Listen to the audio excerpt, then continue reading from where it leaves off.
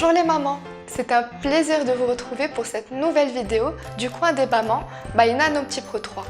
Nous allons parler aujourd'hui de la rentrée à la crèche, grand moment dans la vie de votre enfant, mais aussi dans la vôtre. La rentrée à la crèche est en général la première vraie grande séparation que vous redoutez à mesure que l'échéance approche. Mais une rentrée à la crèche, ça se prépare, et bien avant le jour J. Pour l'enfant, et bien évidemment pour vous aussi. En effet, on a tendance à penser que pour l'enfant, c'est le plus difficile, mais c'est faux.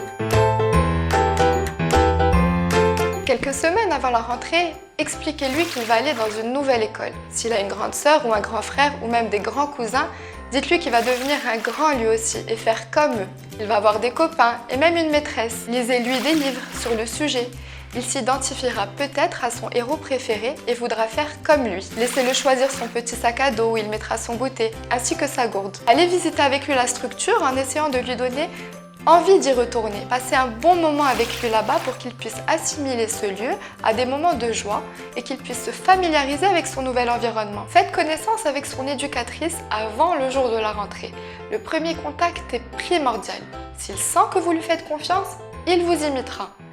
Si votre enfant vous sent serein et rassuré, il le sera aussi.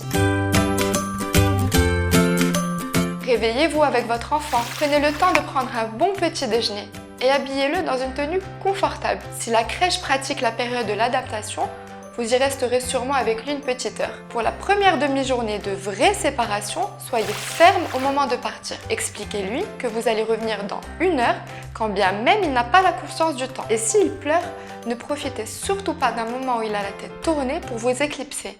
Il faut qu'il vous voie partir et qu'il vous voie revenir. Il ne doit pas sentir que vous stressez et que vous êtes hésitant. Il faut qu'il vous voie déterminé et confiant. Mettez-lui un goûter qu'il aime, de l'eau et une tenue de rechange dans son petit sac à dos. Encouragez-le et dites-lui que vous êtes fiers de lui. Il est essentiel pour le bien-être de l'enfant, mais aussi celui des parents, que la relation entre ses parents et son ou ses éducatrices soit bonne. Si l'enfant sent et voit que ses parents apprécient et font confiance à l'éducatrice, il sera lui aussi naturellement confiant et serein. Une bonne communication permettra aussi à cette dernière de mieux comprendre le comportement de votre enfant et ses changements, suite à des événements familiaux par exemple qui le perturberaient.